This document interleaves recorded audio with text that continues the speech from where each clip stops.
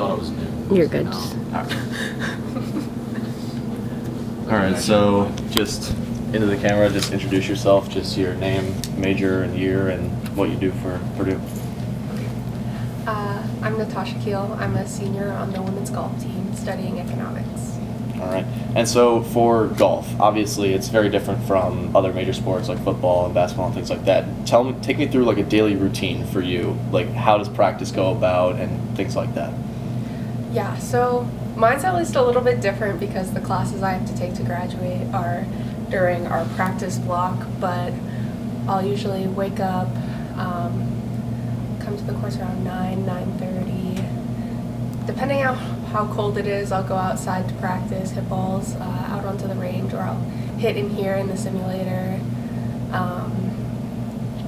head to class, have lunch, and workouts in the afternoon. Yeah, that's just generally a day. Get Gotcha. At least a good 2-3 hours of practice in. Gotcha. And then what does a tournament day look for you guys? Like when you guys are down in Puerto Rico, what do those kinds of days look like? Is there a lot of practice going on, or is it more just trying to get into the zone mentally, things like that? Yeah, so it depends on our tea time, but say our tea time's around 8. We like to start warming up by 6:45 or 7, which means eating breakfast by probably around 6:15, so wake up 5:45. It's a pretty early day, and the rounds can take, depending on how slow it is, around 5 hours. And after that, a lot of us like to practice for about 30 minutes to an hour afterwards as well. So that can last up to 6-7 hours, and then obviously have to eat dinner, have to go do homework and study afterwards as well. So it can end up being a pretty long day. Mm-hmm. So just talk me through like mental preparation, because people always say golf is about as much of a mental game as it is a physical game. How do you mentally get yourself into the space where you can perform at the highest level for 54 holes straight? Yeah, so for me, consistency is a huge thing in my warm-up. Maybe it's a little superstitious of me, but I like to listen to the same playlist every time while I'm warming up. I like to hit the same amount of balls with each club generally, and same clubs when I warm up. It's just my little routine that I like to go through. I also like to kind of putt, chip, and hit balls in a specific order.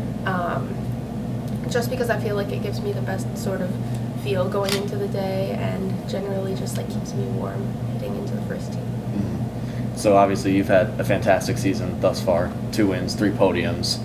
What does it take to win one of these tournaments? Obviously there's 18 holes, 36, 54.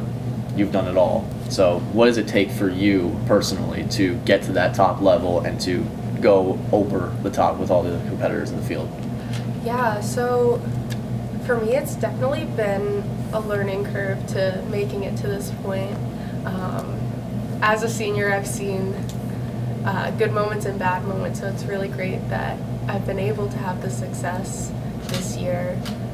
But really, for me, a big thing is just confidence and trusting myself, being decisive with my decisions on the course, and knowing that I'm making the right choice for the shot that I have in that moment has been huge for me.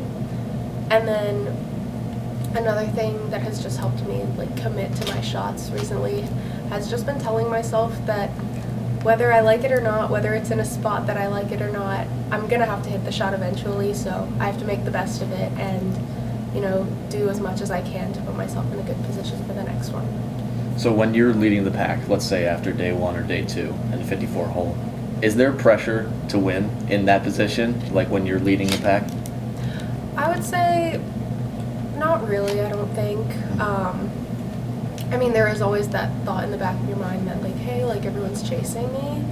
But at the same time, it's really just important for me to like focus on what I need to do in that moment. And not really think too far into the future. Things will happen how they happen. It's golf. Really anything can happen, and all of us know that. So I just kind of try to put myself in the best position I can for the next shot, the next putt, and if things happen, they happen. If they don't, it's golf. Mm-hmm. And on the topic of the ebbs and flows, obviously golf is one of these games that you're never going to perform at your best all the time. It's way too precise and it's just incredibly difficult to do so. How do you mentally reset when a tournament doesn't go your way, or when you have like a blow up hole where maybe you'll post an 8 on a par 4? How do you mentally reset and just try to move on to the other side? Yeah, so I think after this past tournament, I was not the most happy with how I performed, but I came back here really just trying to reset my mind, kind of cling on to the couple of things that made me feel comfortable and confident out there, and try to really like ground myself in that and ground my game in that. I try to think of the good things that have happened in the past and the good things that I've done in the past, and yeah, just lean on things that give me confidence and things that I know are gonna put me in a place that I can succeed. So how does the team aspect play into your performance and like your mentality going into these tournaments? Yeah, I mean, being in a team is great, obviously. Like, the college golf experience is very different than, say, junior golf, amateur golf during the summer, and then professional golf afterwards. It's the only time where we really have a team and a group of people around us where we're supporting them and they're supporting us. Sorry, can you repeat the question? Yeah, no problem. It's just more like, what about the team aspect helps you personally when you're performing in a tournament? Yeah, something simple that I really like is when we're either on the fairway or the green, once the person on the green puts the flag in, you kind of wave to the person behind you, and the person behind you waves to you as well. And it's just kind of like that simple showing of support, and that we're here for each other and we want each other to succeed and we're playing for each other. That really helps, like, personally push me to do the best, not only for myself but for my teammates. So what's a better feeling for you, winning the tournament as an individual or winning it as a team? I mean, a team win is unmatched. It's what we work for at the end of the day, the success of the program.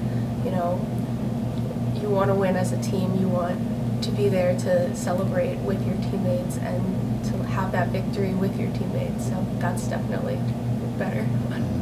And so outside of golf, I mean, you're a second-degree black belt outside of golf. How do you kind of reset yourself when you're not practicing? Like, let's say you just need to get away from golf. Does the martial arts take you away, or is there other things that you want to do that, kind of help you just kind of regain and rejuvenate? Yeah, martial arts is something that I haven't touched in a while, but I am pretty big into the gym. I like working out. I've dabbled in Pilates. I've started doing yoga again, which I think for me really helps reset my mind, just kind of quiet my mind, become more aware of where my body is in space. So that definitely really helps me. What's on the playlist when you're practicing and warming up? It's pretty much all from Charlie XCX's album Brad. Okay. Is there like anything else that's special that you do? Do you have any superstitions or anything like that in terms of what you want to do going into a practice, going into a tournament, things like that? I mean, other than pretty much executing the same warm-up every time, no, not really. I try not to get too deep into the superstitions. I know it's a easy hole to go through. And so going into the rest of the season, obviously you've had a lot of success. The last couple tournaments haven't gone your way particularly, but you're still on an unbelievable path. You're the 18th ranked golfer in all of D1 women's golf right now. What do you see for yourself going into the final couple tournaments of the season? Yeah, I mean, the reality has hit me that I'm not going to be in college golf much longer.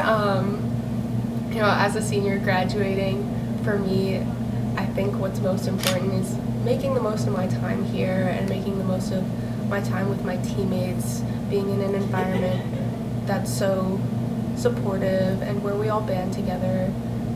For me, it's, of course, I want to play good golf, but I want to play good golf around the people that I love the most. So that's really important for me. Any goals for your golf career after college? Yeah, so I plan turning professional.